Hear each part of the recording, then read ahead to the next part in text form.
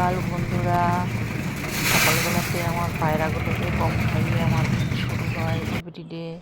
যোগা থেকে এসে এক কাপ চা করে নিলাম নিজের জন্য, লাল চা। তো লাল চাটা একটু খাবো বসে আরাম করে। যোগা থেকে আসার সময় হেঁটেই এসছি, বেশি দূর নয়, আমাদের এখান থেকে প্রায় 1/2 কিলোমিটার হবে। তাই আসার সময় হেঁটে হেঁটে এসছি, একটু আরাম করে চা খাচ্ছি, লাল চা একদম হালকা মিষ্টি দিয়ে। এবারে রান্নার জন্য আবার রেডি হচ্ছি, কি রান্না করব। তো ভাবছি আজকের আর ওই বেশি কিছু করব না, হালকা কিছু করব। তো ব্রেকফাস্টে রুটি হলো, আর এটা হচ্ছে মসুরির ডালের তড়কা পনির দিয়ে। ছেলে প্লেন কিছু খেতে চায় না, কিছু একটা চায়, ভেজিটেবিল হোক। ভেজিটেবিল তো খুব খাওয়া হয়, পনির দিয়ে আজকে তড়কা ডাল করে দিলাম আর রুটি ব্রেকফাস্টে। তো এবার উপরে ঘর পরিষ্কার করতে চলে এলাম, বিছানা গুছিয়ে। ছেলে গেছে জিমে, এবার ঘর পরিষ্কার করে ঘরটা মুছে নিচ্ছি। ঘরটা মোছা হয়ে গেলে ছেলে পুজো করতে চলে আসবে। ছেলে পুজো করা হয়ে গেলে আমি এবারে চলে যাব রান্নাতে। কেন পুজো করতে করতে আবার বলবে খেতে দাও। রান্নাতে আজকের ডালটা যেন আজ ভুল করে আগেই সোমবার দিয়ে দিয়েছিলাম।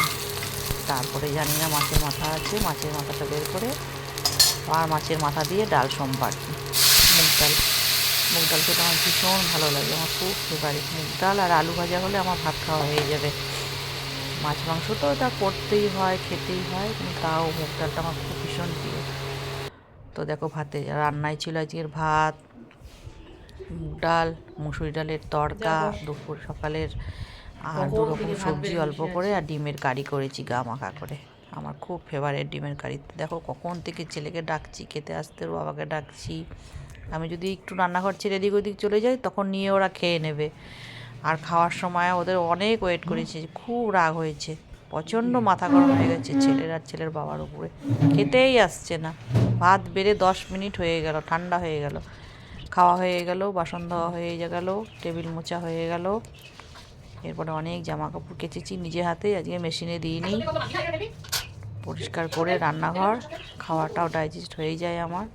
খাওয়ার পরে কাজগুলো করলে আগেই অনেক বাসন ধুয়ে রেখেছি, টুকটাক যা আছে সব করে নিচ্ছি। বাসনগুলো ধোয়া হয়ে গেলে জামা কাপড়গুলো বাইরে দেওয়া আছে, শুকিয়ে গেছে। এবার জামা কাপড়গুলো আনা হয়ে গেলে পরে একটু এবারে রেস্ট করব।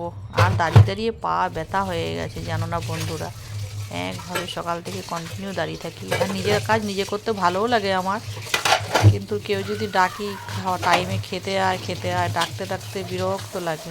খুব রাগ ধরে গেছিলো আজ, একা হাতে এত কাজ করি, কেউ দেখেও দেখে না। যাই এবারে ওপরে সব কাজ ছেড়ে একটু রেস্ট নিই। দেখো কতগুলো কলা গাছের থোড়, খাওয়ার কেউ নেই। ঠাকুর